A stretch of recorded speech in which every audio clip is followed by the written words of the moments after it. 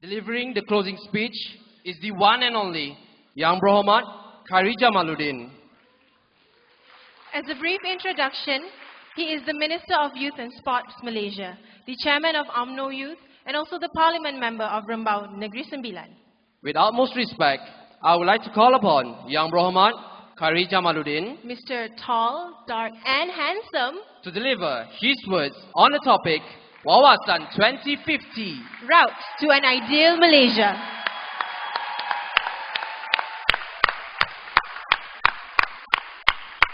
Assalamualaikum warahmatullahi wabarakatuh, and a very good afternoon, ladies and gentlemen.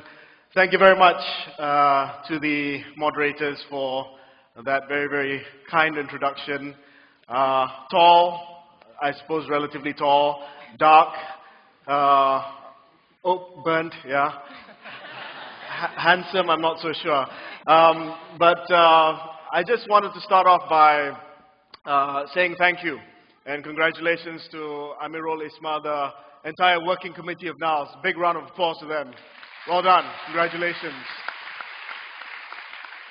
You know, I started speaking at NAS when it started 4 years ago, maybe 4 editions already. And I've never missed a session at NAS. I come back every year to NAS because of the energy that I get from here. I come back every year because I need to renew my own faith in the future of this country. And the best way to renew my own faith in the future of my country, our country, Malaysia, is actually to talk to young people. Because you guys give me confidence that the future of this country is in very, very good hands. And as I said again, it's a wonderful, wonderful experience to just be here and to share your energy and to believe once again that the future of our country is safe, the future of our country is bright, and the future of our country is really, really something exciting to look forward to because of all of you.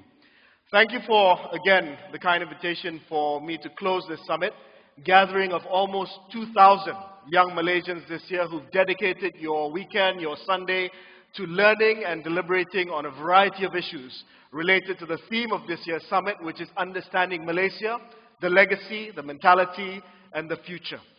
Ladies and gentlemen, I was asked to speak about Malaysia beyond Wawasan 2050. Now, I don't really want to talk about Wawasan 2050, another vision for us in the future, because I don't think we need a grand vision going towards 2050. I think what we need is to look beyond our immediate target, which is 2020, and to think about some of the things that we need to sort out, to think about some of the shifts that we need to bring about, and to think about some of the changes that we need to collectively discuss and collectively come to some sort of agreement as to how we want to bring these changes along and how we want to tackle some of these changes. Now, your generation has grown up with Wawasan 2020 as your compass. It is actually the immediate aftermath of this Vision 2020 that we're talking about today, how we ensure that Malaysia progresses from 2020 into becoming a more developed country in all sense of the word. So before we do that, I just want us to just look back at history, a short snapshot of history, just to remind ourselves how far we've come all these years.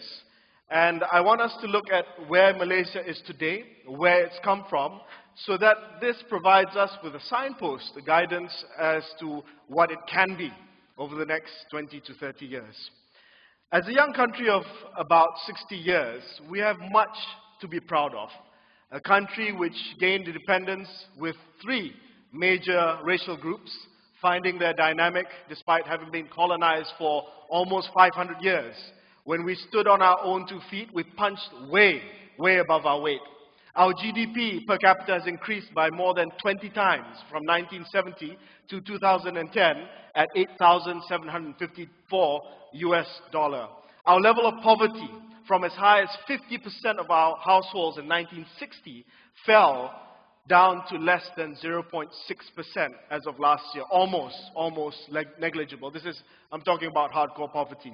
Our ability to make use of our resources and geography is undeniable, with total trade registering almost 1.5 trillion ringgit last year. Direct investment of almost 250 billion ringgit shows that we have the capacity, the capability, the infrastructure, and the capital needed to attract spending in this relatively small country of ours. We're a small country, not a big country, but we managed to attract so much investments. We managed to be able to grow our economy despite the fact that we are quite small.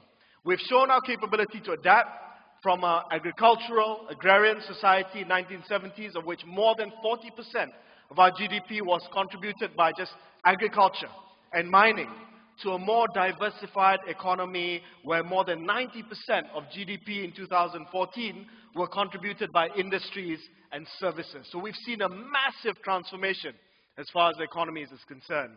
Our achievements are not limited to just the economy itself. We've shown the world that we can compete with them, not just in terms of economics, but in different things. For more than 6 years, the tallest buildings in the world was Malaysia, where construction started less than 40 years after we achieved independence. We built iconic infrastructure facilities like the Sepang International Circuit and became the first Southeast Asian country that hosted the Formula One and MotoGP. These are tremendous achievements which other Southeast Asian countries only dreamt of doing. I mean, the only thing that we couldn't do well was football, but you know, we're trying to work on that right now. Ling Jong Kim is here. We hold our own weight in international diplomacy and even spearheaded and co-founded key regional associations such as ASEAN, the East Asia Summit, OIC, and became a key member of many, many more. So we've done very well. And we've done very well for ourselves over the last 60 years. So if you ask me if we've done well for ourselves, yes, the answer is absolutely. Have we come far from a country that held its first election just above half a century ago? Yes, we have. We have a strong fundamentals built upon people-based policy, an international outlook, and domestic stability. Many, many people who felt Malaysia was a basket case or would have been a basket case in 1957 when we gained independence, or when Peninsular Malaya gained independence, and when Malaysia was formed in 1963, not many people gave us a chance, a fighting chance to survive, let alone to thrive. And we've proved those detractors absolutely wrong.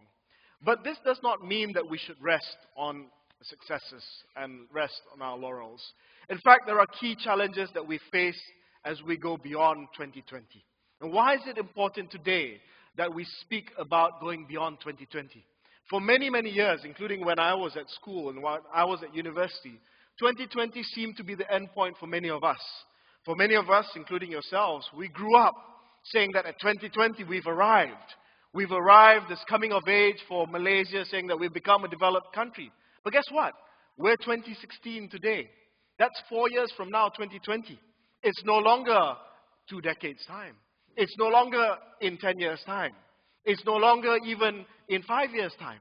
We're around the corner from 2020. So if we don't start a conversation now about what happens beyond 2020, then we will not have this collective target, a collective signpost for which we go beyond. We won't be able to have this collective discussion, this debate, this consultation amongst ourselves as to what kind of country do we aspire to become after 2020? What happens after the next 20, 30, 40 years? Have we achieved every single challenge?